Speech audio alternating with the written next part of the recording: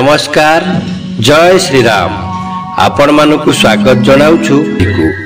आज कहानी शीर्षक प्रभु श्री राम वनवास प्रकृत रे किए दायी थिले। कहानी टी आरंभ करने पूर्व आपण मानकु अनुरोध दयाकोरी वीडियो टी शेष पर्यंत देखिए। भल लगिले लाइक करिवे, सांग मानकु शेयर करिवे।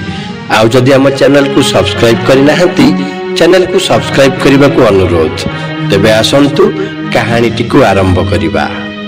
रावणर मृत्यु पर विभीषण को राजा कराइबा प्रभु श्रीराम स्वाभाविक होईगला। नवनियुक्त राजा लंकापति विभीषण को अनुमति नहीं प्रभु श्रीराम सीतामाता को अशोक वन उद्धार कले। शेषरे समस्त बानर और भल्लुकगण को सेमानक उपकार पाई कृतज्ञता जणाइले।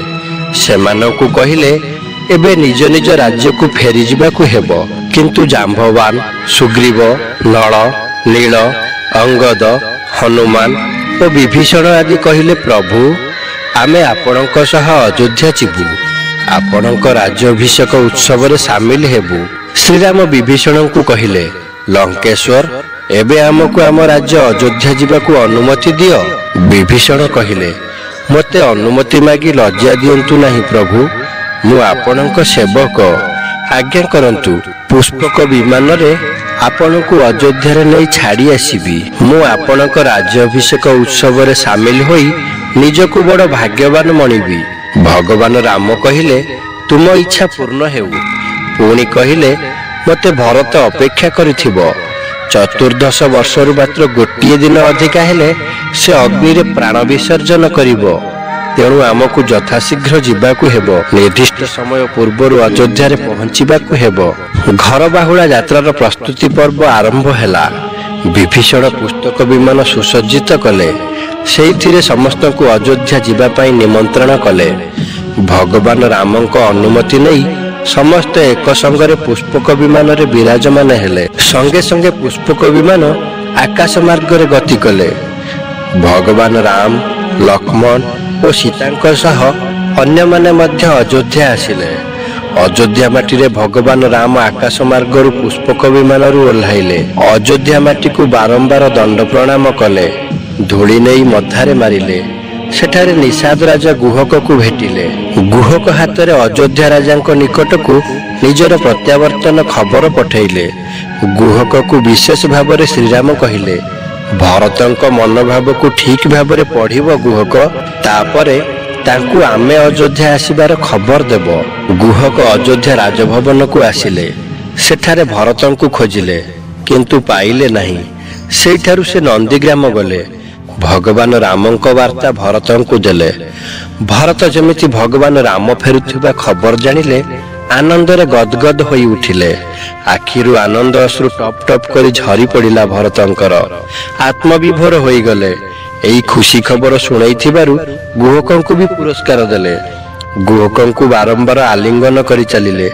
कहले एई 14 वर्ष केमिति अतिबाहित होईची आपण जानि परिबे नाही निषादराज। एते दिनर अंधकार दूरेई जाई एबे आलोक प्रकाश पाइबो। आउ काल विलंब न करी मो प्रभु को नहीं आस हे निषादराज। अयोध्या रे भव्य स्वागत संवर्धना उत्सव आरंभ हैला। भरत संगे संगे रथ सुसज्जित करी भगवान राम निकट को प्रेरण कले। अयोध्या को उत्सव मुखर करने पाई आदेश देले। नगर प्रति पूरे पूरे प्रति दांड रे आलोक रे भरी दिया जाऊ। प्रत्येक स्थान रे भगवान रामंकर स्वागत और भव्य संवर्धना पाई प्रस्तुत हेउ। अयोध्या रे आनंदर लहरी खेली जाऊ। सारा अयोध्या नगरी आलोकमय होई जाइथिला। पूरे पूरे खुशीर वातावरण खेली जाइथिला। अयोध्या प्रति आज अयोध्या फेरिबे। एई खुशी प्रचार हेबा मात्रे अयोध्यावासींकर खुशी कहिले न सरे। समस्त धूप दीप जाली अर्घ्य थाली धरी प्रतीक्षा कले। स्थाने स्थाने आंब तोरण लगेई दिया गला। बाजा बाण सह रामध्वनि और स्वागत गीतिकार अयोध्या भूमि प्रकंपित हेउथिला। भगवान रामंकु पूरा नरनारी पुष्पमाल्य धरी पुष्पार्पण करबा लगी प्रतीक्षारत हेले। एही समय रे अयोध्या राजरास्ता रे रथ धीरे धीरे गड़ी आसुथाए। रथरे बसी थांती भगवान रामंक सह जगज्जननी कल्याणमयी मां सीता। पाखरे ठिया होई थांती अनुज लक्ष्मण। साथीरे चाली चाली आसुथांती लंकेश्वर विभीषण, किष्किंधा राजा सुग्रीव, भल्लुक राज जाम्बवान, अंगद, नल, नील ଓ ପ୍ରଭୁପଦ ସେବକ ପରମ ପୂଜ୍ୟ ସନ୍ଧ୍ୟା ବନ୍ଦନୀୟ ପ୍ରାତ ସ୍ମରଣୀୟ ବୀର ବଜରଙ୍ଗୀ ଅଞ୍ଜନା ହୃଦଚନ୍ଦନ କେଶରୀ ନନ୍ଦନ ମହାବୀର ହନୁମାନ। ତାଙ୍କ ପଛେ ପଛେ ଆସୁଥାନ୍ତି ଅସଂଖ୍ୟ ବାନର ଓ ବାନର ସେନାଧ୍ୟକ୍ଷ। ତାଙ୍କ ସହ ଅଯୋଧ୍ୟା ପୁରନାରୀଗଣ। ରଥ ଆସି ଅଯୋଧ୍ୟା ରାଜଦାଣ୍ଡରେ ଉପସ୍ଥିତ ହେଲା। ରାଜଦରବାରରେ ଗୋଟିଏ ପଟେ ବସିଥିଲେ ବଶିଷ୍ଠ, ବିଶ୍ୱାମିତ୍ର, ବାମଦେବ, ଜାବାଳି ଭଳି ଗୁରୁବର୍ଗ ଓ ମହାମନ୍ତ୍ରୀ ସୁମନ୍ତ୍ର। ଗୋଟିଏ ପାର୍ଶ୍ୱରେ ଥିଲେ ତିନି ମାତା, ଅନ୍ୟ ପାର୍ଶ୍ୱରେ ଅଯୋଧ୍ୟା ପୁର ନରନାରୀମାନେ। ସମସ୍ତଙ୍କ ମନରେ ଅନେକ ପ୍ରଶ୍ନ। କୌଶଲ୍ୟା ଭାବୁଛନ୍ତି, ମୋ ପୁଅକୁ 10 ମାସ ଧରି ଗର୍ଭରେ ଧାରଣ କରିଥିଲି, ମୋ ସ୍ତନରୁ କ୍ଷୀର ଖୁଆଇଛି। ସେ ଆସିଲେ ମତେ ମା ବୋଲି ଡାକି ଆଗେ ମୁଣ୍ଡିଆ ମାରିବ, ଖୁସିରେ ମତେ କୁଣ୍ଢେଇ ପକେଇବ। କୈକେୟୀ ଭାବୁଛନ୍ତି, ରାମ କଣ ମତେ ମୁଣ୍ଡିଆ ମାରିବ? ମୋରି ପାଇଁ ସେ 14 ବର୍ଷ ବନବାସ କରିଛି, କେତେ ଦୁଃଖ କଷ୍ଟ ଭୋଗିଛି। କୁଳବଧୂ ସୀତାଙ୍କୁ ରାକ୍ଷସ ରାବଣ ଚୋରି କରି ନେଇଗଲା। ଏତେ ସବୁ ପରେ କଣ ରାମ ମତେ କେବେ ମା ବୋଲି ଡାକିବ ନା ମୁଣ୍ଡିଆ ମାରିବ? ବରଂ ମତେ ତିରସ୍କାର କରିବ। କେମିତି କୋଉ ମୁହଁ ନେଇ ମୁଁ ମୋ ରାମର ସମ୍ମୁଖୀନ ହେବି? ସୁମିତ୍ରା ମନେ ମନେ ଭାବୁଛନ୍ତି, ରାମ ଆସିଲେ ମତେ ତ ମା ବୋଲି କହି ମୁଣ୍ଡିଆ ମାରିବ, କିନ୍ତୁ ମୋ ପୁଅ ଲକ୍ଷ୍ମଣ ମତେ ପ୍ରଣାମ କରି ମା ମା ଡାକି ମୋ ଅତୃପ୍ତ ହୃଦୟକୁ ତୃପ୍ତ କରିଦେବ। ଗୁରୁବର୍ଗ ମନେ ମନେ ଭାବୁଛନ୍ତି, ରାମ ଜ୍ଞାନୀ, ଦୂରଦୃଷ୍ଟି ସମ୍ପନ୍ନ। ସେ ଆସିଲେ ଆଗେ ଗୁରୁଙ୍କୁ ପ୍ରଣାମ କରିବେ, କାରଣ ଗୁରୁ ଓ ଗୋବିନ୍ଦଙ୍କ ମଧ୍ୟରେ ଗୁରୁ ଶ୍ରେଷ୍ଠ ଓ ପୂଜ୍ୟ। ତେଣୁ ସେ ଆଗେ ଗୁରୁଙ୍କୁ ପ୍ରଣାମ କରିବେ। ପ୍ରଜାଗଣ ଭାବୁଛନ୍ତି, ରାମ ପ୍ରଜାବତ୍ସଳ, ତାଙ୍କ ହୃଦୟରେ ଅଯୋଧ୍ୟା ନରନାରୀଙ୍କ ପାଇଁ ଅଜସ୍ର ସ୍ନେହ ଶ୍ରଦ୍ଧା ଅଛି। ରାଜା ଠାରୁ ପ୍ରଜା ବଡ଼, ପ୍ରଜାଙ୍କୁ ନେଇ ରାଜ୍ୟ। ସେଥିପାଇଁ ରାମ ଆଗେ ପ୍ରଜାଗଣଙ୍କୁ ମୁଣ୍ଡିଆ ମାରିବେ। ସମସ୍ତେ ଏତେ ସବୁ ଭାବନାରେ ବୁଡ଼ି ରହିଥିଲା ବେଳେ ଶ୍ରୀରାମ ରଥରୁ ଓହ୍ଲାଇଲେ। ସିଧା ଯାଇ ମାତା କୈକେୟୀଙ୍କ ପାଦ ତଳେ ଲମ୍ବ ହୋଇ ପଡ଼ିଗଲେ। ମହାରାଣୀ କୈକେୟୀଙ୍କର ଅଶ୍ରୁଭରା ନେତ୍ରରୁ ଧାର ଧାର ଲୋତକ ବୁନ୍ଦା ସବୁ ଭଗବାନ ରାମଙ୍କ ମସ୍ତକକୁ ଧୋଇ ଦେଉଥାଏ। ଭଗବାନ ରାମଙ୍କର ନୟନ ଯୁଗଳରୁ ମଧ୍ୟ ଲୋତକର ବାରିଧାରା ମା କୈକେୟୀଙ୍କର ପାଦ ପ୍ରକ୍ଷାଳନ କରୁଥାଏ। ଏହି ସମୟରେ ମା କୈକେୟୀ ଥର ଥର କଣ୍ଠରେ ମୋ ଧନ ରାମ ରାମ କହି ଭୂଇଁରୁ ତୋଳି ଆଣି ମୁଖରେ ବାତ୍ସଲ୍ୟ ମମତାକୁ ଅଜାଡ଼ି ଦେଉଥାନ୍ତି। ଥର ଥର କଣ୍ଠରେ କହିଲେ, କାହିଁକି ରେ ରାମ ଏଇ ମାକୁ ଆଗେ ମୁଣ୍ଡିଆ ମାରିଲୁ? ତୋ ପ୍ରଣାମ ପାଇବା ପାଇଁ ଏ କୁଳ କଳଙ୍କିନୀ ସମ୍ପୂର୍ଣ୍ଣ ଅଯୋଗ୍ୟା। ଭଗବାନ ହସିଲେ, କହିଲେ, ମା ବନ୍ଦନିଆ, ମା ପୂଜନିଆ। ପୁତ୍ର କୁପୁତ୍ର ହୋଇପାରେ, କିନ୍ତୁ ମା କେବେ କୁମାତା ହୋଇନପାରେ। ମା କେବେ ହେଲେ ପିଲାର ଅମଙ୍ଗଳ କରିପାରେ ନା, ସେ ଯେତେ ଯାହା ହେଇଗଲେ ହେଇଯାଉ ପଛେ। କୈକେୟୀ କହିଲେ, ଥାଉରେ ଧନ, ଆଉ ମତେ ଲଜ୍ଜା ଦେ ନା। ମୋ ଭଳି ପିଶାଚିନୀ ପାପିନୀ ଜଗତରେ ବିରଳ, ନଇଲେ ତୋ ଭଳି ପୁଅକୁ କଣ କେହି ବନକୁ ପଠେଇ ପାରିଥାନ୍ତା? ଏଥର ଭଗବାନ କହିଲେ, ରାତି ପାହିଥିଲେ ମୁଁ ରାଜା ହେଇଥାନ୍ତି, କିନ୍ତୁ ତୁମେ ଆଜି ଜନତା ଜନାର୍ଦ୍ଦନଙ୍କ ଆଗରେ ସତ କୁହ ମା, ତୁମେ କଣ ପାଇଁ ମତେ ରାଜ୍ୟାଭିଷେକ ଦିନ ମତେ ବନକୁ ପଠେଇ ଦେଲ? କି ଅପରାଧ କରିଥିଲି ମୁଁ ତୁମର? କୈକେୟୀ କହୁଛନ୍ତି, ଶୁଣିବୁ ରାମ, କଣ ପାଇଁ ତୋତେ ବନକୁ ପଠେଇଲି? ତେବେ ଶୁଣ, ଆଜି ପ୍ରମାଣ ଦେବା ପାଇଁ ମୋ ପାଖରେ କିଛି ନାହିଁ। ଗୋଟିଏ କଥା ଆମେ 2 ଜଣ ଶୁଣିଥିଲୁ, ଜଣେ ଏ ଜଗତରେ ନାହାନ୍ତି, ସାକ୍ଷୀ ଦେବା ପାଇଁ ନାହାନ୍ତି କେହି। କିଏ ମୋ କଥା ବିଶ୍ୱାସ କରିବ? ଭଗବାନ ରାମ କହିଲେ, ତଥାପି ତୁମେ କୁହ ମା, କଣ ପାଇଁ ମତେ ତୁମେ ବଣକୁ ପଠାଇଲ? କୈକେୟୀ କହିଲେ, ତୁମର ଜନ୍ମ କଣ ରାଜା ହେବା ପାଇଁ ହୋଇଥିଲା କି? ତୁମେ କିଏ ସେ କଥା ମୁଁ ଜାଣିଛି। ତୁମର ଜନ୍ମ ତ ଏ ଧରାରୁ ପାପ ଭାର ଲାଘବ କରିବା ପାଇଁ ହେ ରାଘବ। ଯେବେ ତୁମେ ରାଜା ହୋଇଥାନ୍ତ, ତେବେ ଏ ଧରାର ପାପ ଭରା କେମିତି ଉଶ୍ୱାସ ହୋଇଥାନ୍ତା? ପ୍ରକୃତରେ ଭଗବାନ ରାମଙ୍କୁ ତ୍ରେତୟା ଯୁଗରେ 3 ଜଣ ଜାଣିଥିଲେ, ଜଣେ ପୁରୁଷ, ଜଣେ ନାରୀ ଓ ଜଣେ ନାରୀ ନୁହେଁ କି ପୁରୁଷ ନୁହେଁ। ପୁରୁଷ ଜଣକ ହେଲେ ରାବଣ, ନାରୀ ଜଣକ ହେଲେ କୈକେୟୀ। ପୁରୁଷ ନୁହେଁ କି ନାରୀ ନୁହେଁ, ସିଏ ହେଉଛନ୍ତି ବିଭୀଷଣଙ୍କ ଝିଅ ତ୍ରିଜଟା। ଏଇଠି ଆଉ ଗୋଟିଏ କଥା କହିବାକୁ ଚାହେଁ ଯେ କୈକେୟୀ ଏକ ବର ପାଇଥିଲେ, ଯାହା ଦ୍ୱାରା ସେ ଆଗତ ଭବିଷ୍ୟତ କଥା ଜାଣିପାରୁଥିଲେ। ରାଜା ଦଶରଥ ବଡ଼ ପୁଅ ରାମଚନ୍ଦ୍ରଙ୍କୁ ଉତ୍ତରାଧିକାରୀ ଭାବରେ ଚୟନ କଲେ। ତିଥି ବାର ନକ୍ଷତ୍ର ଦେଖି ରାଜକୁମାର ରାମଚନ୍ଦ୍ରଙ୍କୁ ରାଜ୍ୟାଭିଷେକ କରିବାକୁ ନିଷ୍ପତ୍ତି ନିଆଗଲା। ଅଯୋଧ୍ୟା ରାଜ୍ୟ ଉତ୍ସବ ମୁଖରିତ ହୋଇ ଉଠିଲା। ରାତି ପାହିଲେ ରାମ ରାଜା ହେବେ। ପୂର୍ବଦିନ ସନ୍ଧ୍ୟା ସମୟ ଅସ୍ତଗାମୀ ସୂର୍ଯ୍ୟଙ୍କର ରକ୍ତିମ ଆଭା ବିଛେଇ ହୋଇ ପଡ଼ିଥାଏ ଧରଣୀ ରାଣୀ ଉପରେ। ମନୋରମ ରାଜ ଉଦ୍ୟାନ। ରାଣୀ କୈକେୟୀ ସନ୍ଧ୍ୟାକାଳୀନ ଭ୍ରମଣରେ ବାହାରିଥାନ୍ତି ସଖୀମେଳଙ୍କ ଗହଣରେ ରାଜ ଉଦ୍ୟାନକୁ। ଆଜି ତାଙ୍କର ମନ ଭାରି ଖୁସି। ମନର ନିଭୃତ କୋଣରେ ଅସୁମାରୀ ଉନ୍ମୋଦନ। ଆଭ୍ୟନ୍ତରୀଣ ମନ ଖେଳି ବୁଲୁଛି କେଉଁ ଏକ ସ୍ୱପ୍ନପୁରୀରେ। ଖୁସିରେ ତାଙ୍କ ପାଦ ତଳେ ଲାଗୁନଥାଏ, କାହିଁକି ନା ତାଙ୍କ ପ୍ରାଣଠୁ ଅଧିକ ପ୍ରିୟ ପୁତ୍ର ରାମ ଆସନ୍ତାକାଲି ସିଂହାସନ ଆରୋହଣ କରିବେ। ହଠାତ୍ ଶୁଣିଲେ କିଏ ଜଣେ କହୁଛି, ଆଚ୍ଛା ମା, ଇଏ ଯୋଉ ଅଯୋଧ୍ୟା ନଗର ହର୍ଷମୁଖରିତ ହୋଇ ଉଠିଛି ତାର କାରଣ କ'ଣ? ତୁ ଜାଣିନୁ କି? କାଲି ପରା ରାମ ରାଜା ହେବେ, କହିଲା ମାଟି। କୈକେୟୀଙ୍କ ଦୃଷ୍ଟି ଆପେ ଆପେ ଚାଲିଗଲା ଶବ୍ଦ ଆସୁଥିବା ଦିଗକୁ। ଆମ୍ଭକୁଞ୍ଜ ନିବୃତ୍ତ ଗଛ ଡାଳରେ ଏକ ପକ୍ଷୀର ବସା। ସେଇଠାରୁ ଭାସି ଆସୁଛି ମା ଓ ଛୁଆ ପକ୍ଷୀଙ୍କର କଥୋପକଥନ। କୌତୂହଳ ବଶତଃ ସେମାନଙ୍କର ବାର୍ତ୍ତାଳାପ କାନ ଡେରି ଶୁଣିବାକୁ ଲାଗିଲେ କୈକେୟୀ। ମା ପକ୍ଷୀଟି କହୁଥିଲା, ହେଲେ କ'ଣ ହେବ, ଏ ହସ ଖୁସି ପରଦିନ ସକାଳକୁ ନଥିବ। କିନ୍ତୁ କାହିଁକି ମା? ଆକୁଳତାର ସହିତ ପଚାରିଲ ଛୁଆ ପକ୍ଷୀଟି। ଉତ୍ତରରେ ମା ପକ୍ଷୀ କହିଲା, କାଲିର ତିଥିରେ ଯଦି ରାମଙ୍କର ରାଜାଭିଷେକ ହୁଏ ତେବେ ଯୁବରାଣୀ ସୀତାଙ୍କର ବିଧବା ଯୋଗ ଅଛି। ତା ମାନେ ରାମଙ୍କର ମୃତ୍ୟୁ ଘଟିବ। ତୁ ଏ କ'ଣ କହୁଛୁ ମା? ବିଦ୍ୱାନ ପଣ୍ଡିତ ମାନଙ୍କର କୋଷ୍ଠୀ ଗଣନା ତେବେ କ'ଣ ଭୁଲ? ନା, କଦାପି ନୁହେଁ। ତେବେ ସେମାନେ କେବଳ ରାମଙ୍କର କୋଷ୍ଠୀକୁ ନେଇ ନିରୂପଣ କରିଛନ୍ତି ସିଂହାସନ ଆରୋହଣର ବ୍ରହ୍ମ ମୁହୂର୍ତ୍ତ।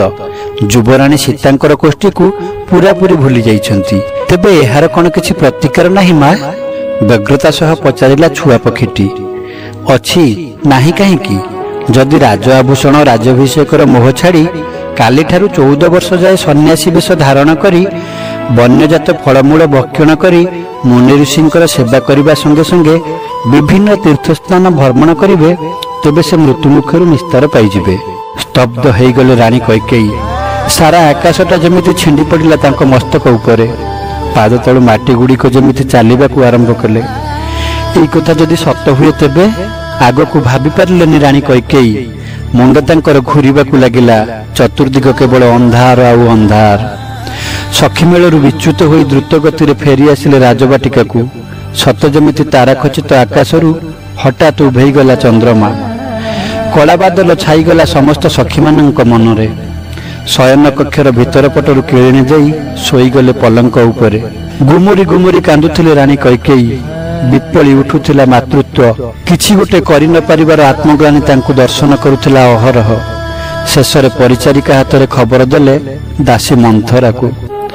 ମନ୍ଥରା ତାଙ୍କର ଅତି ପ୍ରିୟ ସହଚରୀ। ବୟସାଧିକା ଯୋଗୁଁ ଯଦିଓ ଅଣ୍ଟାଟା ନଇଁ ଆସିଲାଣି, ତଥାପି ତା ମଗଜରେ ଢେର ବୁଦ୍ଧି।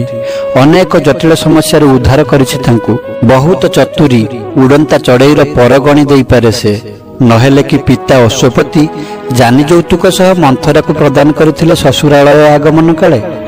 ପରିଚାରିକା ଠାରୁ ଖବର ପାଇ ତତ୍କ୍ଷଣାତ ଉପସ୍ଥିତ ହେଲେ ଦାସୀ ମନ୍ଥରା।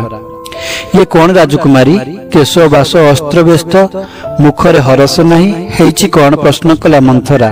ରାଜୋଦ୍ୟାନରେ ଘଟିଥିବା ଘଟଣା ଗୋଟି ଗୋଟି କରି ବଖାଣି ଗଲେ ରାଣୀ କୈକେୟୀ। ତୁ କିଛି ଗୋଟିଏ କର ମନ୍ଥରା, ମୋ ରାମଙ୍କୁ ଏଥିରୁ ବଞ୍ଚା। ମନ୍ଥରା ଉର୍ବର ମସ୍ତିଷ୍କରୁ ନିର୍ଗତ ହେଉଥିଲା ଅଦୃଶ୍ୟ ଦୀପ୍ତିମୟୀ ଉର୍ଜା। ସେ ରାଣୀଙ୍କୁ କିଛି କହୁଥିଲା। କୋଠରୀ ମଧ୍ୟରେ ଆଉ କେହି ନଥିଲେ କି କାହାର ଶୁଣିଦେବାର ଆଶଙ୍କା ବି ନଥିଲା। ମନ୍ତ୍ରଣା ଚାଲିଛି ଦୁହିଁଙ୍କ ମଧ୍ୟରେ। କିଛି ସମୟ ପରେ ରାଣୀ କୈକେୟୀଙ୍କ ଆଖିରୁ ନିର୍ଗତ ହେଉଥିଲା ଆନନ୍ଦାଶ୍ରୁ। ନିଜ ହୃଦୟକୁ କଠୋର କରିନେଲେ ନିଜେ। ଉଷ୍ମ ନିଶ୍ୱାସ ନିର୍ଗତ ହେଉଥିଲା ତିଳ ପୁଷ୍ପ ସମ ନାସାରନ୍ଧ୍ରରୁ। ଦୁଶ୍ଚରିତ୍ରାର କଳଙ୍କ ବୋହି ନେବାକୁ ପ୍ରସ୍ତୁତ ହୋଇଗଲେ। ନିନ୍ଦା ଅପବାଦର କଳଙ୍କ ଟିକାକୁ ଆପଣେଇବେ। ସାବତ ମାର କଳଙ୍କିତ ଆଖ୍ୟାର ବୋଝ ବୋହିବାକୁ ନିଜକୁ ପ୍ରସ୍ତୁତ କରିନେଲେ। ସାରା ଦୁନିଆର ଅନ୍ତରାଳରେ ରହିଗଲା ଗୋଟିଏ ମମତାମୟୀ ମାର ପୁତ୍ରମୋହ। ସମୟ ଆଗରେ ଘୃଣାର ପାତ୍ରୀ ହୋଇଗଲେ ମମତାମୟୀ ମା କୈକେୟୀ। ହେଲେ ହେଉ ପଛେ ରାମ ପାଇଁ ସବୁକିଛି କରିବାକୁ ପ୍ରସ୍ତୁତ। ଆଗାମୀ ସମୟ ତାଙ୍କ ମୁହଁରେ ଛେପ ପକାଉ ପଛେ ତାଙ୍କୁ ଯେମିତି ହେଲେ ଏ କାମ କରିବାକୁ ପଡ଼ିବ। ମମତାମୟୀ କୈକେୟୀର ଅବସାନ ଘଟିଲା ସେହି ମୁହୂର୍ତ୍ତରୁ। ଜାତ ହେଲା ଅନ୍ୟ ଏକ କୈକେୟୀ। ତୁ ଯା ମନ୍ଥରା, ଦେଖେ ମୁଁ କ'ଣ କରିପାରୁଛି। ମନ୍ଥରା ଅପସରି ଗଲା ଶୟନ କକ୍ଷରୁ। ଏଣେ ରାଜ୍ୟରେ ଚାଲିଥାଏ ରାମଙ୍କର ରାଜାଭିଷେକ ପୂର୍ବ ପ୍ରସ୍ତୁତି। ରାତି ବଢ଼ି ବଢ଼ି ଚାଲିଥାଏ। ସେଇ କଥାକୁ ବିଶ୍ୱାସ କରି ମୁଁ ଚିନ୍ତା କଲି, ଯଦି ଏହା ସତ୍ୟ ହୁଏ ତେବେ ତୁ ରାଜା ହେଲେ ମୃତ୍ୟୁବରଣ କରିବୁ। ତେଣୁ ମୁଁ ଶପଥ କଲି, ଏହି ସମୟ ଭିତରେ ମୋ ରାମକୁ ମୁଁ କେବେ ରାଜା କରେଇ ଦେବି ନାହିଁ। ଅଯୋଧ୍ୟା ସିଂହାସନରେ ଅଧିଷ୍ଠିତ ହୋଇ ମୋ ପୁଅ ଭରତ ପଛେ ମରିଯାଉ, କିନ୍ତୁ ରାମ ଭଳି ପୁଅର କିଛି କ୍ଷତି ନ ହଉ। ଏବେ କୁହ ରାମ, ତୁମକୁ ବନକୁ ପଠାଇ ମୁଁ କଣ କିଛି ଭୁଲ କଲି? ଭଗବାନ ରାମ କହିଲେ, ମା, ଏକଥା ମୁଁ ମଧ୍ୟ ଜାଣିଛି। କୈକେୟୀ କହିଲେ, ଆହୁରି କଥାଏ କହୁଛି ଶୁଣ। ଯେଉଁଦିନ ତୋର ରାଜାଭିଷେକ ପାଇଁ ରାଜଦରବାରରେ ତୋ ବାପା ଘୋଷଣା କଲେ, ତା ପୂର୍ବରୁ ଗୁରୁବର୍ଗ କିମ୍ବା ମନ୍ତ୍ରିମଣ୍ଡଳଙ୍କ ସହ ପରାମର୍ଶ କରିନଥିଲେ। ଗୁରୁଦେବ ବଶିଷ୍ଠ, ବାମଦେବ, ବିଶ୍ୱାମିତ୍ର, ଜାବାଳି ଓ ମନ୍ତ୍ରୀବର ସୁମନ୍ତ୍ର ବସି ବୈଠକ କଲେ। ଗୁରୁଦେବ ଗଣନା କରି ଦେଖିଲେ ଯେ ଆସନ୍ତା କାଲିଠାରୁ ଅଯୋଧ୍ୟାକୁ ସ୍ୱାତି ମାର୍ତ୍ତଣ୍ଡ ଯୋଗ ପଡୁଛି।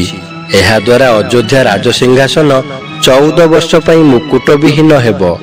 ଅଯୋଧ୍ୟା ସିଂହାସନରେ ଯିଏ ବସିବ ତାର ମୃତ୍ୟୁ ହେବ। ଅଯୋଧ୍ୟା ରାଜସିଂହାସନ 14 ବର୍ଷ ପାଇଁ ଶ୍ରୀହୀନ ହୋଇ ପଡିବ। ହେଲେ ଏଇ କଥା କିଏ ରାଜାଙ୍କୁ କହିବ? ସେମାନଙ୍କ ମଧ୍ୟରେ ମଧ୍ୟ ଭାଳେଣି ପଡିଲା। ସେଥିପାଇଁ ସେମାନେ ମତେ ଡକାଇଥିଲେ, କାରଣ ରାଜାଙ୍କ ଉପରେ ମୋର 2ଟି ବର ବାକି ଥିଲା। ପ୍ରଥମଟି ହେଲା, ଦେବତାଙ୍କ ପାଇଁ ଯୁଦ୍ଧ ବେଳେ ଦଶରଥଙ୍କର ରଥର ଅନିକିଳି ହୁଗୁଳି ପଡିଲା। ରଥଚକ ଖସି ପଡିଲେ ରାଜା ଯୁଦ୍ଧ କେମିତି କରିବେ? ଏହା ଚିନ୍ତା କରି ସେତେବେଳେ ତାଙ୍କର ସାରଥୀ ହୋଇଥିବା ବୀରାଙ୍ଗନା ରମଣୀ ମହାରାଣୀ କୈକେୟୀ ନିଜ ଆଙ୍ଗୁଠି ଦେଇ ରଥଚକରେ ଅନିକିଳି କଲେ, ଯାହାଦ୍ୱାରା ରାଜାଙ୍କ ଯୁଦ୍ଧରେ ବ୍ୟାହତ ହୋଇନଥିଲା। ରାଜା ଯୁଦ୍ଧରେ ବିଜୟୀ ହୋଇଥିଲେ। ଏଇଥିରେ ଖୁସି ହୋଇ ରାଜା ଗୋଟିଏ ବର ଦେବେ ବୋଲି କୈକେୟୀଙ୍କୁ କହିଥିଲେ। ଦ୍ୱିତୀୟ ବର, ଥରେ ରାଜାଙ୍କ ମୁହଁରେ ଏକ ବଥ ହୋଇଥିଲା, ଯାହାର ଜ୍ୱଳନରେ ରାଜା ମୃତ୍ୟୁବରଣ କରିଥାନ୍ତେ। ରାଜବୈଦ୍ୟଗଣ କହିଲେ, ମହାରାଜ, ଆପଣଙ୍କ ମୁହଁର ଘା ଶୁଖିବା ପାଇଁ ଗୋଟିଏ ଉପାୟ ଅଛି। ଯଦି କେହି ତା ମୁହଁରେ ଘାଟିକୁ ପୂଜ ରକ୍ତ ଆଦିକୁ ଶୋଷି ଦିଏ, ତେବେ ଆପଣଙ୍କ ଘାରୁ ଉପଶମ ମିଳିବ। ଧୀରେ ଧୀରେ ଘାଟି ଶୁଖିଯିବ, ଆପଣ ଆରୋଗ୍ୟ ଲାଭ କରିବେ। ସେଇଠୁ ରାଜା ରାଣୀ ଅନ୍ତପୁରକୁ ଆସିଲେ। 750 ରାଣୀଙ୍କୁ ଡାକିଲେ। କହିଲେ, ମୋତେ ସୁସ୍ଥ କରିବା ପାଇଁ ଚାହୁଁଛ କି? ସମସ୍ତେ ହଁ ମାରିଲେ। ସେଇଠୁ ରାଜା କହିଲେ, ଆସ, ମୋ ବଥରୁ ନିଜ ପାଟିରେ ପୂଜ ରକ୍ତ ଆଦିକୁ ଶୋଷି ଦିଅ। ରାଜାଙ୍କ କଥା ଶୁଣି ସମସ୍ତ ରାଣୀ ନାକ ଟେକିଲେ। କହିଲେ, କିଏ କଣ ନିଜ ପାଟିରେ ପୂଜ ରକ୍ତ ଭଳି ପୋଚରା ଜିନିଷକୁ ଚାଟି ସଫା କରିପାରିବ? ଏହି ସମୟରେ ଏକମାତ୍ର ନାରୀ ମହାରାଣୀ କୈକେୟୀ କହିଲେ, ସ୍ୱାମୀ, ମୁଁ ଆପଣଙ୍କ ଘାରୁ ମୁହଁ ଲଗାଇ ପୂଜ ରକ୍ତ ବାହାର କରିବି। ଖାଲି କହିନଥିଲି, କରିଥିଲି ମଧ୍ୟ। ନିଜ ପାଟି ଲଗାଇ ଜିଭରେ ଚାଟି ଚାଟି ବଥ ସଫା କରିଥିଲି, ଯାହାଦ୍ୱାରା ମହାରାଜ ଆରୋଗ୍ୟ ଲାଭ କରିଥିଲେ। ଏଥିପାଇଁ ମଧ୍ୟ କୈକେୟୀଙ୍କୁ ଆଉ ଗୋଟିଏ ବର ଦେବେ ବୋଲି ମହାରାଜ କଥା ଦେଇଥିଲେ। ଏହି ପ୍ରକାରରେ କୈକେୟୀଙ୍କର 2ଟି ବର ରାଜା ଦଶରଥଙ୍କ ଉପରେ ଥିଲା। ଏହି 2ଟି ବର ସେଇ ଦିନ ଯାଏ ମୁଁ ରାଜାଙ୍କ ଠାରୁ ବର ମାଗିନଥିଲି। ଏଇଥିପାଇଁ ଗୁରୁଦେବ ବଶିଷ୍ଠ ମୋତେ ଡାକିଥିଲେ। ଅଯୋଧ୍ୟାକୁ ପଡିଥିବା ସ୍ୱାତି ମାର୍ତ୍ତଣ୍ଡ ଯୋଗ କଥା ବୁଝାଇ କହିଥିଲେ।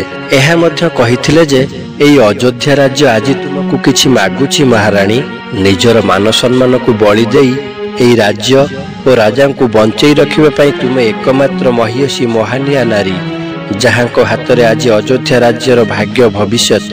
ଏହି ସମସ୍ତ କଥାକୁ ହୃଦୟଙ୍ଗମ କରି ଯାହା ନିଷ୍ପତ୍ତି ନେବେ ରାଣୀ। ଏହି ସମସ୍ତ କଥାକୁ ଗଭୀର ଭାବରେ ଚିନ୍ତା କଲି।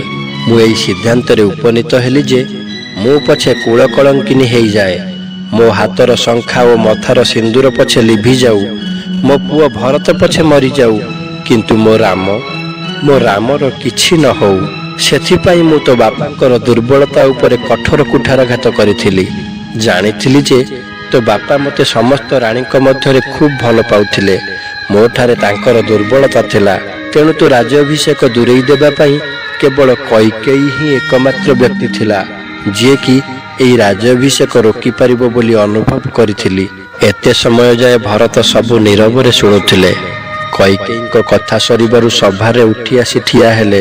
କହିଲେ, ଭାଇ, ମୁଁ ବି କିଛି କହିବି, ମୋ କଥା ବି ଟିକେ ଶୁଣନ୍ତୁ। ଆପଣଙ୍କ ବନବାସ ସମୟରେ ମୁଁ ଅଯୋଧ୍ୟାରେ ନଥିଲି, ମୁଁ ନନ୍ଦୀଗ୍ରାମରେ ଥିଲି। କିନ୍ତୁ ଦୁନିଆ କହୁଛି ଭରତ ପାଇଁ ରାମ ବନବାସ ଗଲେ। ମୋ ନାମରେ ଏହି କଳଙ୍କ ଭାର ଲଦି ହୋଇଯାଇଛି। ଯଦି ମୋ ପାଇଁ ଆପଣଙ୍କର ବନବାସ ହୋଇଥାଏ, ତେବେ ଏହି ଜୀବନ ପଛେ ଯିବ, ମୁଁ କୈକେୟୀଙ୍କୁ ମା ବୋଲି ଡାକିବି ନାହିଁ। ଏଇଠି ସମସ୍ତଙ୍କ କଥା ଶୁଣି ସଭାସଦ ଓ ପ୍ରଜାଗଣ ନୀରବ ହୋଇଯାଇଥିଲେ। ସମସ୍ତଙ୍କ ମୁହଁରେ ସେଇ ଗୋଟିଏ ପ୍ରଶ୍ନ, ରାମ ବନବାସ ପାଇଁ ଦାୟୀ କିଏ? କୈକେୟୀ ମାତା କହିଲେ, କହିଦେ ରାମ, ତୋ ବନବାସ ପାଇଁ ଦାୟୀ କିଏ? ଭରତ ପଚାରିଲେ, କୁହ ଭାଇ, ଆପଣଙ୍କର ବନବାସ ପାଇଁ ଦାୟୀ କିଏ? ଏହି ପ୍ରଶ୍ନର ଉତ୍ତର ଦେବାକୁ ଯାଇ ଭଗବାନ ରାମ କହିଲେ, ମୋ ବନବାସ ପାଇଁ ଦାୟୀ କେହି ନୁହନ୍ତି, କେବଳ ଦାୟୀ ହେଉଛି ମୋ କର୍ମଫଳ।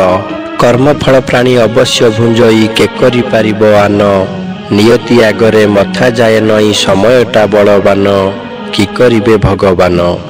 କର୍ମଫଳ ଘେନି ସଂସାରେ ଆସନ୍ତି ଭୋଗେ କପାଳ ଲିଖନ, ଭୋଗେ କପାଳ ଲିଖନ। ସତରେ ମା ହେବ ତ ଏମିତି, ରାମାୟଣର ମା କୈକେୟୀଙ୍କ ପରି। କୈକେୟୀ ନିନ୍ଦନୀୟ ନୁହଁ, କୈକେୟୀ ସର୍ବଦା ବନ୍ଦନୀୟ, ସେ ଆଦର୍ଶ ନାରୀ। ତେବେ ଦର୍ଶକ ବନ୍ଧୁ, ଆଜିର ଏହି କାହାଣୀଟି ଆପଣମାନଙ୍କୁ କେମିତି ଲାଗିଲା କମେଣ୍ଟ ବକ୍ସକୁ ଯାଇ ମତାମତ ଦେବେ। ଭଲ ଲାଗିଥିଲେ ଲାଇକ୍ କରିବେ, ସାଙ୍ଗମାନଙ୍କୁ ସେୟାର କରିବେ। ଆଉ ଯଦି ଆମ ଚ୍ୟାନେଲକୁ ସବସ୍କ୍ରାଇବ୍ କରିନାହାନ୍ତି ସବସ୍କ୍ରାଇବ୍ କରିବେ। ମୁଁ ପୁଣି ଆସିବି ଆଉ ଏକ ନୂଆ ପୌରାଣିକ କାହାଣୀ ନେଇ। ସେ ପର୍ଯ୍ୟନ୍ତ ବିଦାୟ ଦିଅନ୍ତୁ। ନମସ୍କାର, ଜୟ ଶ୍ରୀରାମ, ଜୟ ଜଗନ୍ନାଥ।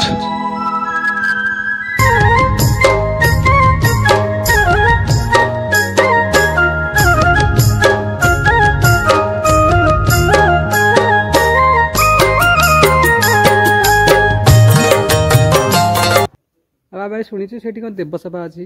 ବର୍ତ୍ତମାନ ମଣ୍ଡନଗିରି ମୁଣ୍ଡିଆପଡ଼ାର ଯେଉଁ ଉତ୍ତର ପାର୍ଶ୍ୱରେ ଦେଖୁଛନ୍ତି ଦେବସଭା, ତାହା କିମ୍ବଦନ୍ତୀ ଆଗରୁ ରହିଆସିଛି। ବାକି ପୂର୍ବପଟେ ଯାହା ଦେଖୁଛନ୍ତି ମା ସୀତାଙ୍କ ପାଦ, ଭୀମ ପାଦ ଆଣ୍ଠୁ ଚିହ୍ନ। ଏହା ମଧ୍ୟ ଦର୍ଶନୀୟ ଜାଗା, ବହୁ ଲୋକଙ୍କର ସମାଗମ ହେଉଛି। ମା ସୀତାଙ୍କର ପାଦ ଦର୍ଶନ, ଭୀମଙ୍କର ଆଣ୍ଠୁ ଦର୍ଶନ। ଏପଟେ ଦେବସଭା, ଏପଟେ ଦକ୍ଷିଣ ପାର୍ଶ୍ୱରେ ଯାହା ଦେଖୁଛ ଏପଟେ ବହୁତ ଗୁମ୍ଫାମାଳ ରହିଛି। ମୁନି ଋଷିମାନେ ବି ସାଧନା କରୁଥିଲେ, ତାହା ବି ମଧ୍ୟ ଆମେ ଜନମୁଖରୁ ଶୁଣି ଆସିଛୁ। ତାହା ବି ମଧ୍ୟ ଆମର ପୁସ୍ତକରେ ରହିଛି କିମ୍ବଦନ୍ତୀ। ଏହି ପରମ୍ପରା, ୟାର ଆରମ୍ଭ କେବେଠୁ ହେଇଛି ଏକଥା ଏପର୍ଯ୍ୟନ୍ତ କୌଣସି ଶାସ୍ତ୍ରରେ ମିଳୁନାହିଁ, କିନ୍ତୁ ଜନମୁଖରୁ ମିଳୁଛି ଯେ ଆମେ ଏମିତି ଦେଖି ଆସୁଛୁ ଅନେକ ଦିନ ଠାରୁ। ଆମ ବାପାଙ୍କୁ ପଚାରୁଛୁ, ଆମ ବାପା ତାଙ୍କ ପଚାରୁଛନ୍ତି, ତାଙ୍କ ବାପା ତାଙ୍କୁ ପଚାରୁଛନ୍ତି, ସମସ୍ତ ଏମିତି କହି ଆସୁଛନ୍ତି ଯେ ଏ ଜାଗାର ସେବା ପୂଜା ଆବାହନ କାଳରୁ ରହି ଆସିଛି। ଜୈମିନୀ ଋଷିଙ୍କ ଠାରୁ ସେବା ପୂଜାଟା ରହିଛି ବୋଲିକି ଚତୁଃପାର୍ଶ୍ୱରୁ ଆମେ ଶୁଣି ଆସୁଛୁ। କିନ୍ତୁ କେତେ ବର୍ଷ ପୁରୁଣା କେହି ଜାଣିନାହାନ୍ତି। ଇଏ ପୁରାତନ ମଠ। ଆପଣ କେତେ ବର୍ଷ ହେଲେଣି ଏଠି? ଏଠି ମୋର ହେଉଛି ଏ ଗୁରୁକୁଳ ଆଶ୍ରମ। ମୋର ଗୁରୁଦେବ ଶ୍ରୀ ଶ୍ରୀ ଶ୍ରୀ 108 ଶ୍ରୀ ମହନ୍ତ ନାଦି ରାମଚନ୍ଦ୍ର ଦାସ ସନ୍ଥ ଭଗବାନ ଶରଣାରବିନ୍ଦରେ ଆଶ୍ରିତ। ଗୁରୁଙ୍କର ଦାୟିତ୍ୱ ମୋର ଏବେ। ମୋ ନାଁ ହେଲା ପ୍ରଜ୍ଞାନନ୍ଦ ଦାସ, ମହନ୍ତ ମହାରାଜଙ୍କର। ଆପଣଙ୍କ ଗୁରୁ ଏବେ କୋଉଠି ଅଛନ୍ତି? ଗୁରୁ ବର୍ତ୍ତମାନ ବ୍ରଜପ୍ରାପ୍ତି ହେଇଯାଇଛନ୍ତି। ବର୍ତ୍ତମାନ ଗୁରୁ ଦାୟିତ୍ୱ ଆମକୁ ଦେଇକି ଯାଇଛନ୍ତି। ଆମେ ବର୍ତ୍ତମାନ ପ୍ରଭୁଙ୍କର ସେବକ, ଦାସାନୁଦାସ। ଆପଣଙ୍କ ପରେ ଏଠିକି ଆସିବେ? ପରବର୍ତ୍ତୀ ସମୟ ପାଇଁ ଯାହା ରଘୁନାଥଙ୍କର ବିଚାର, ସେମିତି ଆପଣଙ୍କ ପାଖରେ କିଏ ଆସିକି ରହୁଛନ୍ତି? ସେମିତି ବର୍ତ୍ତମାନ ସହଯୋଗରେ କେହି ନାହାନ୍ତି। କେବେ ଆସିବେ, କିଏ ଆସିବ, କେତେବେଳେ ଆସିବ, ସେଇଟା ରଘୁନାଥଙ୍କ ଉପରେ ନିର୍ଭର କରୁଛି। ସିଏ ତାଙ୍କ ସେବା ପୂଜା ପାଇଁ କେତେବେଳେ କାହାକୁ କେଉଁ ସମୟରେ ଆଣିକି ପହଞ୍ଚେଇବେ, ସେଇଟା ରଘୁନାଥଙ୍କର କୃପା। ଆପଣଙ୍କର ଖାଇବା ପିଇବା ବ୍ୟବସ୍ଥା କେମିତି କ'ଣ? ବର୍ତ୍ତମାନ ଏଠାର ଯାହା ଠାକୁରଙ୍କର ଯେଉଁ ନୀତିକାନ୍ତି ସେବା ପୂଜା ହେଉଛି, କେବଳ ଭିକ୍ଷାରେ ଯେଉଁ ଭକ୍ତମାନେ ଯାହା ଛଞ୍ଚା ଦେଲେ ସେଇଥିରେ ସେବା ପୂଜା ଚାଲିଛି। ତଳେ ଯେଉଁ ଅଛି ମନ୍ଦିର, ତଳ ମନ୍ଦିର, ସିଏ ତାଙ୍କର କେମିତି ସେବା ପୂଜା ହେଉଛି, ତାଙ୍କର ସେମିତି ସେ ସାଧୁ ଲୋକ, ସିଏ ତାଙ୍କର ସେମିତି କରୁଥିବେ ସେବା ପୂଜା। କେମିତି ତାଙ୍କୁ ଭଗବାନ ଚଳଉଥିବେ ସେ କଥା ଆମେ ତ କହିପାରିବାନି, ତାଙ୍କୁ ପଚାରିଲେ ସେ। ଆମର ଉପରେ ଯେଉଁ ମନ୍ଦିର ଅଛନ୍ତି ରଘୁନାଥ, ତଳେ ବି ସେଇ ସେମ୍ ରଘୁନାଥ? ତଳେ ବି ମଧ୍ୟ ସେ ରଘୁନାଥ ଅଛନ୍ତି, ସେଠି ବୁଢ଼ୀ ଦେଇ ବି ଅଛନ୍ତି। ଆଜ୍ଞା। ସାମାଜିକ ପ୍ରାଣୀ, ସମାଜର ଯେଉଁ ବର୍ତ୍ତମାନ ପରମ୍ପରାକୁ ନେଇ କଥା କହିବାକୁ ଆମକୁ ହେଲେ, ପ୍ରଥମ ହେଲା ମାନବ ଜନ୍ମର ଧର୍ମ ହେଉଛି କର୍ମମୟ ଜୀବନ। ମାନବ କେବଳ କର୍ମ କରିବା ପାଇଁ ଆସିଛନ୍ତି।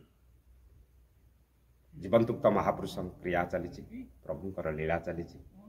ତ ଆଧ୍ୟାତ୍ମିକ ଯେଉଁ ଜ୍ଞାନ ଉପରେ ଆଧାରିତ ହୋଇଥିବା ଭକ୍ତମାନଙ୍କର ଅନୁଭବ ଆଉ ଆମର ମଧ୍ୟ ଅନୁଭବ, ତ ଏଠାରେ ସନ୍ଧ୍ୟା ସମୟ ହେଇଗଲେ ତ ଆପେ ଆପେ ଆମକୁ କର୍ଣ୍ଣପାତ ହେଉଛି ନାମ କୀର୍ତ୍ତନର ଶବ୍ଦ ଆସୁଛି। ଦେବସଭାରୁ ନାମ କୀର୍ତ୍ତନର ଶବ୍ଦ ଆସୁଛି, ସିଂହଦ୍ୱାରରେ ମଧ୍ୟ ନାମ କୀର୍ତ୍ତନର ଶବ୍ଦ ଆସୁଛି। ବାକି ୟାର ଚତୁଃପାର୍ଶ୍ୱରୁ ଭକ୍ତଙ୍କର ଆଟି ଶୁଭୁଛି କିନ୍ତୁ ଆମେ ଆସିକି ବାହାରେ ଦେଖିଲା ବେଳକୁ ଆମ ଦେଖିପାରୁନୁ କିନ୍ତୁ ଶବ୍ଦ ବାରିପାରୁଛୁ। ଏଇସବୁ ଅଲୌକିକଠି ଏବେ ବି ସୁଦ୍ଧା ଅଛି। ଆପଣ ଆମକୁ ଦେଲେ ପ୍ରସାଦ ଖାଇବା ପାଇଁ, ତ ଅଲଗା ଲୋକ ଯଦି କିଏ ଆସିବା ପ୍ରସାଦ ପାଇଁ ସେଇଟା କିଛି ବ୍ୟବସ୍ଥା ଅଛି ନା ସିଏ ଆସିକି ଆମର ଏଠି କେବଳ ଠାକୁରଙ୍କର ଯାହା ପ୍ରସାଦ ମିଳିଲା, ଯଦି କିଏ ଭକ୍ତ ଆସିକି ପ୍ରସାଦ ଯେତେବେଳେ ପ୍ରଭୁଙ୍କର ଭୋଗ ଲାଗିକି ବାହାରୁଛି ସେ ସମୟରେ ଯିଏ ଭକ୍ତ ଆସିଲେ ଯାହା ପ୍ରସାଦ ହେଇଥିବ ସେଇ ପ୍ରସାଦ ବିତରଣ କରାହେଇଯାଉଛି। ଆଉ ସେମିତି ସିଷ୍ଟମ ଏଠି ପରମ୍ପରା କିଛି ମାନେ ବାହାରୁ କେହି ଭକ୍ତ ଆସିଲେ ସେ ଯଦି କହିବେ ସିଏ ତାଙ୍କର କରିକି ସିଆଡେ ପାଇବେ, ଏଠି କରିବା ପାଇଁ କେମିତି ନାହାନ୍ତି ସେମିତି। ଆଜ୍ଞା ନିଜେ ନିଜର କରି ଖାଇବାକୁ ପଡ଼ିବ। ନିଜେ ତମର ସିଆଡେ ବାହାରେ ଏଇ ପାଣି ଯୋଉ ଆସୁଛି କିଛି ବୋରିଂ ଅଛି କି ତଳୁ ଆସୁଛି? ନାଇଁ, ଏଠି ମା ଗଙ୍ଗା ମାତାଙ୍କର ଆବିର୍ଭାବ, ସେଇଠୁ ପାଣି ସପ୍ଲାଇ ହେଉଛି। ପାଣି ସେଠି ବର୍ଷ ସାରା ଖରା ଦିନେ କିଛି ଅସୁବିଧା ହଉନାହିଁ? ବର୍ଷା ସାରା ଖରା ଦିନେ ମଧ୍ୟ ପାଣିର ସ୍ତର ଖସି ଯାଉଛି କିନ୍ତୁ ଚଳିବା ପାଇଁ ହେଇଯାଉଛି। ଗଭର୍ଣ୍ଣମେଣ୍ଟ ତରଫରୁ କିଛି ସାହାଯ୍ୟ ଏଠି ହେଇପାରୁନି? ଗଭର୍ଣ୍ଣମେଣ୍ଟ ତରଫରୁ ବର୍ତ୍ତମାନ ଓଡ଼ିଶା ଟୁରିଜିୟମର ଯେଉଁ ମାନ୍ୟତା ପାଇଛି ସେମାନଙ୍କର ବର୍ତ୍ତମାନ ଏଠି ଯେଉଁ ଦାୟିତ୍ୱ ଅଛି, ଯେଉଁ କର୍ମ ଅଛି, ତୁରନ୍ତ ଏହାକୁ এই କର୍ମ ସେମାନେ କରିବା ପାଇଁ ଆମେ ତାଙ୍କୁ ସଦାସର୍ବଦା ଆଶୀର୍ବାଦ କରୁଛୁ। ଆଉ ପ୍ରଭୁଙ୍କର ଆଶୀର୍ବାଦ ସେ ଯଥାଶୀଘ୍ର ଆସି ତାଙ୍କର ଯେଉଁ କର୍ମ ଅଛି ଏଠି କରନ୍ତୁ। ଆମେ ଆସିଲା ବେଳେ ଦେଖିଲୁ ରାସ୍ତା ତିଆରି କାମ ଚାଲିଥିଲା, ମାନେ ଜେସିବି ଲାଗିଛି, ସେଇଟା ପ୍ରଶାସନ ତରଫରୁ ନା ଗ୍ରାମବାସୀ ନା? ବର୍ତ୍ତମାନ ଯେଉଁ ରାସ୍ତା କାମ ହେଉଛି ୟାର ପୂର୍ବତନ ବିଧାୟକ ରାଜକିଶୋର ସାହୁଙ୍କର କରକମଳରେ এই ରାସ୍ତା ପାଇଁ ସେ ଆୟୋଜନ କରିକି କୌଣସି ସୋର୍ସରୁ କିଛି ପଇସା ସାଂସନ କରି ସେ କାମଟି ବର୍ତ୍ତମାନ କରୁଛନ୍ତି। এটা কোন এরিয়ারে যাଉଛି? এটা হচ্ছে মଣ୍ଡନଗିରି ମୁଣ୍ଡିଆପଡ଼ା, ବୋଲଗଡ଼ ବ୍ଲକ, ଖୋର୍ଦ୍ଧା ଜିଲ୍ଲା, କୃଷ୍ଣପୁର ମୌଜା, ସାଗୁରୁ ଗାଁ ପଞ୍ଚାୟତ। ରାସ୍ତା କାମ ବର୍ତ୍ତମାନ ଚାଲିଛି ନାଗାପଲ୍ଲୀ ଶ୍ରୀ ଶ୍ରୀ ରଘୁନାଥଙ୍କର ପୀଠ, ମଣ୍ଡନଗିରି ମୁଣ୍ଡିଆପଡ଼ା ଗୁରୁକୁଳ ଆଶ୍ରମ, ଜୈମିନୀ ମହର୍ଷିଙ୍କ ଗୁରୁକୁଳ ଆଶ୍ରମ। ୟାର ପରମ୍ପରା, ୟାର ପଦ୍ଧତି, ୟାର ସେବା ପୂଜା ଆବାହନ କାଳରୁ ରହି ଆସିଛି ଆଜି ପର୍ଯ୍ୟନ୍ତ। ଏହି ସାଧନ ପୀଠ ମୁନି ଋଷି ଆଶ୍ରମ ଆଜି ପର୍ଯ୍ୟନ୍ତ ପରିଚାଳନା, ସନ୍ଥ ପରିଚାଳନା, ଚତୁଃପାର୍ଶ୍ୱର ସହଯୋଗ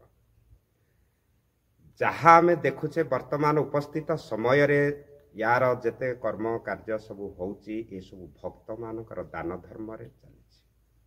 ବର୍ତ୍ତମାନ ଯାହା ଆମେ ଦେଖୁଛେ ଉତ୍ତର ପାର୍ଶ୍ୱରେ ତାହା ହେଉଛି ଗଙ୍ଗା ମାତାଙ୍କର ଆବିର୍ଭାବ, ଗୁପ୍ତ ଗଙ୍ଗା, ଭଗବାନ ରଘୁନାଥଙ୍କର ସେବା ପୂଜା। ଏଠି ଦେବଦେବ ମହାଦେବ, ହର ହର ମହାଦେବ, ତାରେଶ୍ୱର ଦେବ ମହାରାଜଙ୍କର ସେବା ପୂଜା ଆବାହନ କାଳରୁ ଲାଗି ଆସିଛି। ଭକ୍ତମାନଙ୍କର ସୁଅ ଛୁଟୁଛି। ନୀତିଖଞ୍ଜା ପହଁରା ଏଠି ୟାର ବ୍ୟବସ୍ଥା ଏପର୍ଯ୍ୟନ୍ତ କିଛି ହେଇନାହିଁ। ଯେଉଁ ସନ୍ଥ ମହାତ୍ମା ଏଠି ରହନ୍ତି ସିଏ ତାଙ୍କର ଭିକ୍ଷା କରିକି ଠାକୁରଙ୍କର ନୀତିକାନ୍ତି ସେବା ପୂଜା ସିଏ ତାଙ୍କର ସୁଚାରୁ ରୂପରେ ତୁଲାନ୍ତି। ଏହି ପରମ୍ପରା ରହିଛି, ସହଯୋଗ ସାହାଯ୍ୟ ଚତୁଃପାର୍ଶ୍ୱରୁ ମିଳୁଛି। କିନ୍ତୁ ୟାର ବିଶେଷତ୍ୱ ହେଲା ଏ ଜାଗାର ମହିମା ଅଲୌକିକ। এই ଜାଗାରେ ଯିଏ ବି ଭକ୍ତ ଆସିକି ପହଞ୍ଚିଛନ୍ତି ତାଙ୍କ ହୃଦୟରେ ସଦାସର୍ବଦା ସଦ୍ଭାବ, ତ୍ୟାଗ, ସମର୍ପଣ ଆପେ ଆପେ ଆସିଯାଇଛି। ଏ ଜାଗାର ମହାତ୍ମା ସିଦ୍ଧି ଜାଗା, ସିଦ୍ଧ ପୁରୁଷମାନେ ଏଠି ସିଦ୍ଧି ଲାଭ କରିଥିଲେ। ବର୍ତ୍ତମାନ ଏ ଜାଗାର ଯେଉଁ ପାୱାର ରହିଛି, ଯେଉଁମାନେ ଅନୁଭବୀ ସେଇମାନେ ହିଁ କହିପାରିବେ। ଯେଉଁମାନଙ୍କର ଅନୁଭବ ହେଇନି ସେମାନେ କହିପାରନ୍ତି ନ ପାରନ୍ତି ମୁଁ କହିପାରିବିନି, କିନ୍ତୁ ଯେଉଁମାନେ ଅନୁଭବ କରିଛନ୍ତି ଏ ଜାଗା ଉପରେ ଆସି ଆଜି ପର୍ଯ୍ୟନ୍ତ ସେଇମାନେ ବାରମ୍ବାର ଆସୁଛନ୍ତି। ସେମାନେ କହୁଛନ୍ତି ଯେ ବାବା ଏ ଜାଗାର ମହାତ୍ମା ଆମ ମନକୁ ଏତେ ପାଇଲା ଯାହାଫଳରେ କି ଆମେ ବହୁତ ଏଠି ଶାନ୍ତି ମିଳିଲା। ଏଇଭଳି ପରମ୍ପରା। ତ ଆର ବିଶେଷତ୍ୱ ହେଲା କାର୍ତ୍ତିକ ମାସ ପୂର୍ଣ୍ଣମୀ ଯାତ୍ରା।